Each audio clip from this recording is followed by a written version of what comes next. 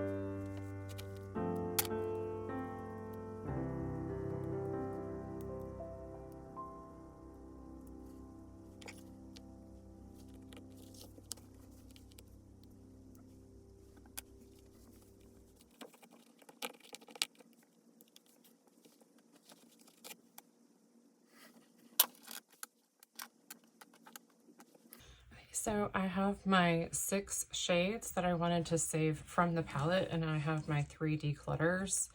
I am going to try to peel the the glue off the back. That was a struggle for this purple shade, which is why it became a mess. I turned it over thinking I was going to protect it by like putting it on the makeup eraser, but all it did was crumble and break. So apparently these do not like to be turned upside down. And the glue for the matte shades is so much stronger and so much more than there is on the shimmer shades for some reason. Archie. Bro, I'm doing something. I'm busy. In a minute. A part of me just wants to be like, if you want this shade, you'll work for it. So just kind of talking through the steps. First, I tore off the part of the, I tore off the bottom part where this cardboard was glued into the palette. Then I peeled off the top part that had the shadow names. I just worked this off the back and then gently tore this off. And then I just worked layer by layer to peel these back, because when you have a matte shadow and you are going underneath but lifting up, that is what will crack the shadows the easiest. Well, the fastest. That is the fastest way to crack the shadows. So I just peeled it back until I could get my little spatula directly underneath each shade. And this palette did not even require heat for me to remove the shadows, so that was nice. This I got on Amazon. I got this little set that said it was like a little carving set. I'll see if I can possibly find it and link it. But this end I found was very helpful. It's a little sharp, so I found it was really helpful for getting up under the cardboard. And I also like that this is thin enough to get in between the shades. So I found that really helpful to peel up each layer of cardboard, especially when I got really close to the end. This does take a lot of patience, because of course you get close and you start feeling shadows move and you're like, okay, I can just pop it off now. But again, when you start doing that leverage maneuver, that's when your shadows will crack, which is not as big of a deal with shimmer shades. You can absolutely just press them back in. This shade, I may have to repress or just let it go. I'm not sure. Archie, chill, dude. But this one was not bad at all. I have decided I will never depot a palette that is plastic again, like the Kaleidos one. Like the component that the shadows were sitting in was plastic. And so it's really difficult to get in there and pop the shadows out, because then you do have to use that leverage maneuver in them. And I tried to get in between the plastic and the pan, and there's like no room to do so. I didn't seem to have a tool that was skinny enough to get in there, but also sturdy enough to leverage and pop the shadows out. Even with heat, I couldn't get them out. One thing to note is that these palettes that have the magnetic closure, as you're taking these apart, you'll find these little magnets in there. Really important that if you have pets or children, that these make it into the appropriate waste bin, because you can see how strong these are. And if a child or an animal swallowed both of these separately, it could be magnetized and pinch an intestine, or obviously they could choke, cause a blockage. But yeah, it would be really dangerous to have these magnets consumed by anyone. So definitely make sure these are properly disposed of and far away from children, pets, etc. Yeah, those were the only tools I used. So it was really this, and that's it. So this one wasn't too bad. I did a very similar method to take apart my Nomad palette, and I figured out then that I needed a little bit more patience. I needed a little bit more patience.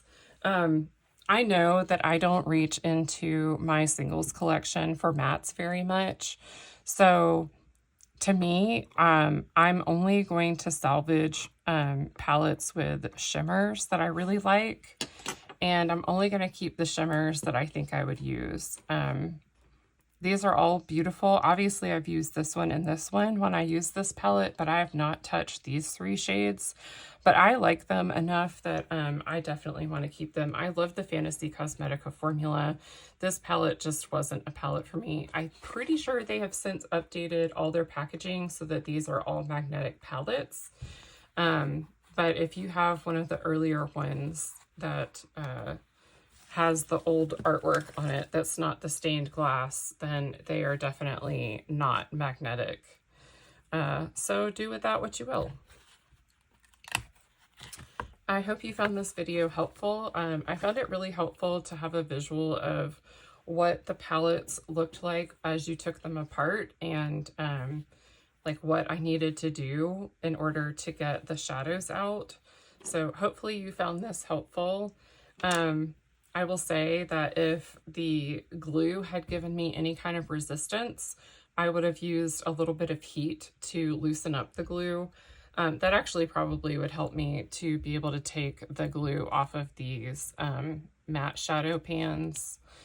You can see that these are like textured, and then the shimmer pans are not. They just have rings around them. So it's definitely a different pan. More glue, it looks like, gets stuck up in the grooves. And I'm sure that was intentional to be able to, I'm sure that was intentional for the glue to stick better.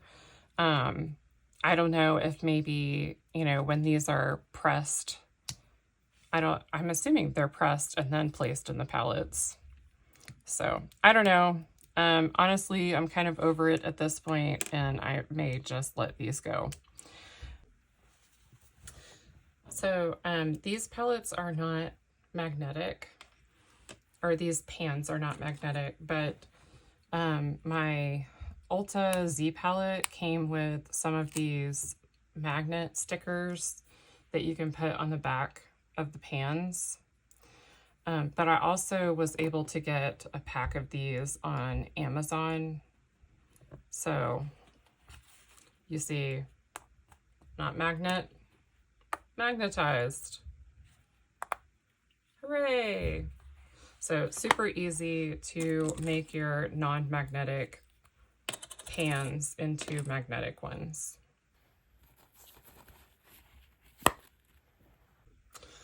Also, if you saw a lot of cat hair on my sleeves, I'm really sorry. I made the mistake of brushing my cats before coming in here.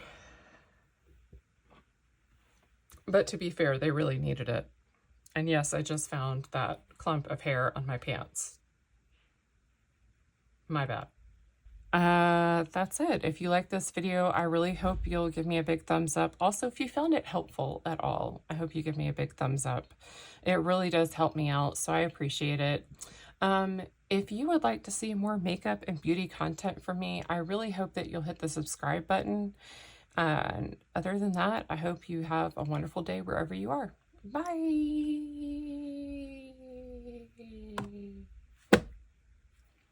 I don't know what that was. Bye.